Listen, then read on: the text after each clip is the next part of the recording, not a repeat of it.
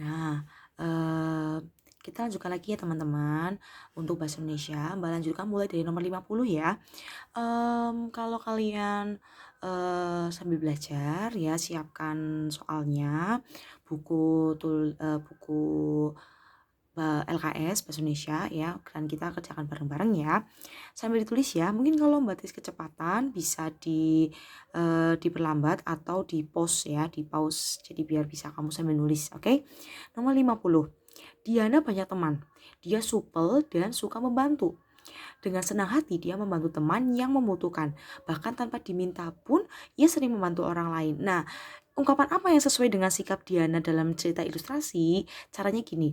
Kan ini kan dia suka membantu kan, gampang banget bantu orang tanpa dia pamrih dengan senang hati ya kan.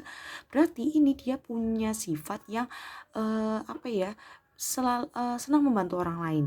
Nah, ungkapan apa yang sesuai yaitu ringan tangan ya. Kebalikannya sama yang tadi nomor 47 kalau nggak salah, yang anaknya tuh nggak mau bantuin karena dia emang nggak suka bantu padahal tiketnya. Nah, kanan berat tangan karena dia nggak suka bantu gitu. Jadi kebalikannya ya.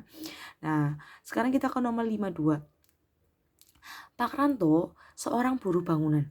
Ia selalu bekerja keras untuk mencukupi kebutuhan keluarganya. Setiap hari ia harus basah kuyup oleh tetesan keringatnya sendiri.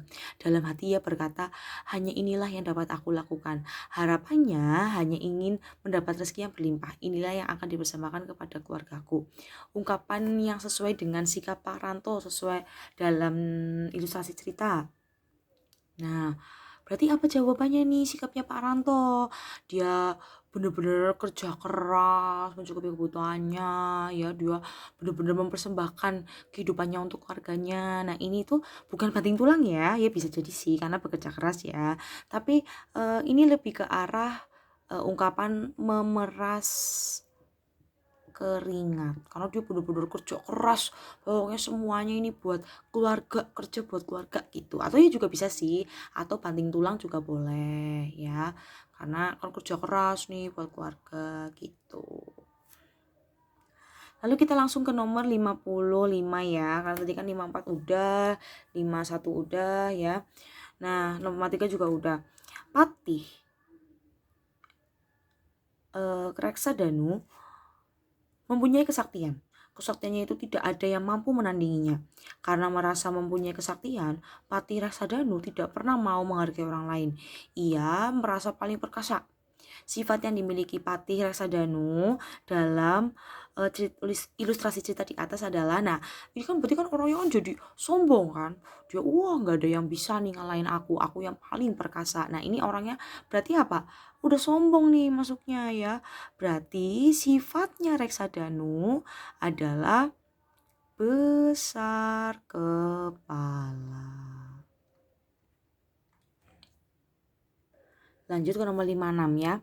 Bima ingin meminum teh botol. Tutupnya terbuat dari logam, sulit dilepaskan. Dari botolnya terbuat dari kaca. Walaupun sudah memakai tuas melepasnya, ia masih kesulitan untuk melepas tutup tersebut. Akhirnya ia memanaskan sebentar tutup botol itu di atas kompor gas yang menyala. Tutup botol itu memuai, kemudian dia dengan mudah Bima dapat melepaskan menggunakan tuas. Ungkapan yang tepat dengan sesuai ilustrasi cerita di atas. Nah ini kan berarti si Bima ini kan mendapatkan kesulitan tuh ya. Berarti dia punya ide-ide nih. Wah caranya biar bisa buka tuh gimana sih gitu kan. Jadi terus dia nyoba-nyoba tuh. Oh coba diginiin lah, aku tahu caranya nih, coba bikin gini. Nah jadi dia tuh penuh ide. Nah kalau penuh ide, ungkapan yang tepat untuk Bima itu adalah kalau nggak panjang akal, bisa juga banyak akal juga bisa. Tapi biasanya sih panjang akal sih yang sering. Nah itu ya. Lalu kita ke nomor 58. Banyak orang yang heran klub itu memenangkan pertandingan itu. Karena selama ini klub itu hanya dipandang remeh Nah, ungkapan yang tepat untuk ilustrasi cerita di atas. Nah, ininya masih nyambung sama nomor 11 ya. Maaf, nomor 57. Danu bukan anak pandai, tapi dia menyukai sepak bola. Setiap hari ia berlatih, ia bahkan masuk ke tim inti futsal di sekolahnya. Berbagai perlombaan sering diikuti Danu dan timnya. Sampai akhirnya Danu menjadi sosok yang dikenal. Kehadirannya dalam setiap pertandingan selalu dinantikan oleh para pencinta. Terus banyak yang heran dengan klub itu. Ini langsung balik lanjutkan 58 ya. Memenangkan pertandingan itu karena sama ini klub itu hanya dipandang remeh. Nah, ungkapan yang tepat nih, berarti sesuatu hal yang dianggap remeh tapi ternyata bisa memenangkan sesuatu, bisa merajai sesuatu. Nah, berarti ungkapan yang tepat ya, jadi berarti sesuatu hal yang wah dianggap remeh tiba-tiba dia di terdepan gitu kan. Nah, itu ungkapan yang tepat adalah kuda hitam. Berarti dia tuh kuda kan larinya kan cepet ya. Nah, jangan dianggap remeh walaupun warnanya hitam, gak kelihatan menarik, tapi dia punya kelebihan sendiri seperti itu ya. Lanjut kita ke nomor 59. Pak Joko seorang buruh bangunan. Ia selalu bekerja keras untuk menghidupi keluarganya. Ia tidak menghiraukan cuaca yang terjadi. Hujan dan panas tidak dapat menghalanginya untuk bekerja. Keringat yang membasahi tubuhnya tidak membuat putus asa. Nah, ini kita tadi kalau balik ke soal yang sebelumnya ya, ini berarti dia kan kerja keras ya. Nah, ini baru yang tepatnya adalah banting tulang. Ya, jadi bisa nih pokoknya bekerja keras itu biasanya banting tulang. Yang intinya bekerja untuk menghidupi keluarga itu biasanya banting tulang. Nomor 60. Larasati adalah orang desa yang mendadak terkenal karena ikut audisi menyanyi di televisi. Sekarang ia menjadi kaya raya. Gaya hidupnya berlebihan dan suka menghambur-hamburkan uang. Ia tidak menyadari bahwa sebelumnya ia hanya anak desa yang miskin. Ia bahkan kini tidak memedulikan keluarganya yang miskin di desa. Ungkapan yang tepat. Nah, ini berarti orang yang tidak ingat dengan masa lalunya. Maksudnya dia itu terlalu tinggi, terlalu membanggakan apa yang dia punya saat ini, padahal dia prosesnya dari asalnya dia hanya dulu anak orang miskin, tapi dia berlebih-lebihan. Nah, apa ungkapannya tepat nih? Nah, kalau kayak gini nih, berarti orang yang lupa sama kehidupannya sebelumnya atau asalnya dari mana, itu namanya ungkapannya lupa daratan. Berarti sesuatu yang lupa gitu loh, dia tuh nggak menyadari bahwa dia tuh asalnya dari mana sih, lupa sama orang-orang di sekitarnya seperti itu. Nah, kita lanjut ya ke nomor 62. Mana ini? Nah, 62 itu tidak ada anak yang mau berteman dengan Bubun. Bukan karena badan Bubunnya sangat lembut, Bubun sering membuat teman-temannya bosan dengan bualannya. Tidak jarang dia mengarang cerita yang hebat tentang dirinya, padahal sama sekali tidak benar adanya. Jika teman-temannya meminta Bubun untuk membuktikan ucapannya, Bubun selalu berkilah. Nah, ini apa ungkapan yang orang dengan sifatnya Bubun seperti ini? Apa ungkapan yang tepat? Nah, yang nomor 262 itu kan berarti kan gak ada yang mau temenan sih Bobon, karena omongannya itu terlalu besar dan gak ada kenyataannya gitu loh. Berarti nomor 62 ungkapan yang tepat maaf ya, itu yang sesuai dengan sifatnya Bobon itu adalah besar mulut ya, besar mulut. Nah, ya. Itu orang yang suka ngomong terlalu besar gitu ya. Lanjut. Nomor 63 ya. Setiap hari Radit terlambat datang ke sekolah. Ia tidak suka memakai seragam dengan rapi.